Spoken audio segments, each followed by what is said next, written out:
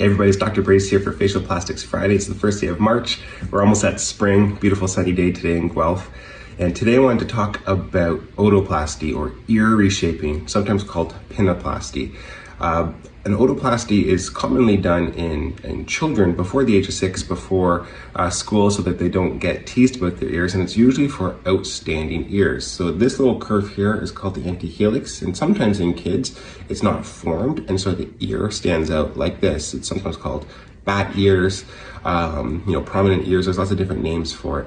And it's actually a pretty straightforward surgery. There's both incisionless and incision types of otoplasty. Both have the same principle where you're trying to recreate this cartilaginous fold. And how do we do that? I like doing incision techniques because it allows for a couple different things to happen. The incision goes on the back of the ear, so no one will ever see it.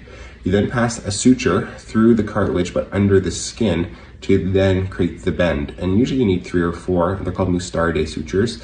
It looks like the word mustard, and you put them along that fold to recreate it. Now, when you do that, if you do it incisionless, you're just putting the needle through the skin at the back of the ear, through the cartilage, underneath the skin on the front here, and then back, and then you tuck the knots in. But I like doing the incision because when you do fold the ear back, you end up with some redundant skin.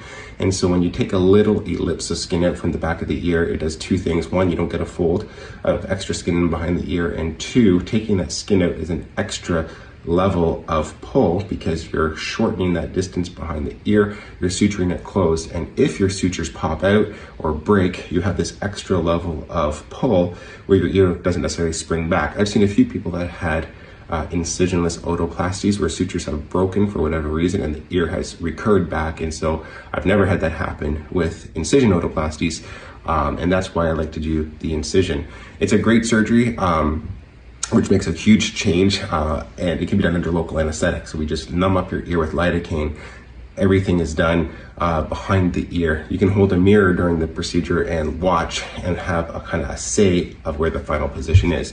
Now there's lots of different landmarks or measurements for where the ear should be. It should not be sticking out like this, but it should not be glued to your head because that would look very strange. So usually it's about 12 to 14 millimeters from the skin of your scalp to the outer portion of the ear is what we're aiming for. And there's little variations on that depending on personal preference.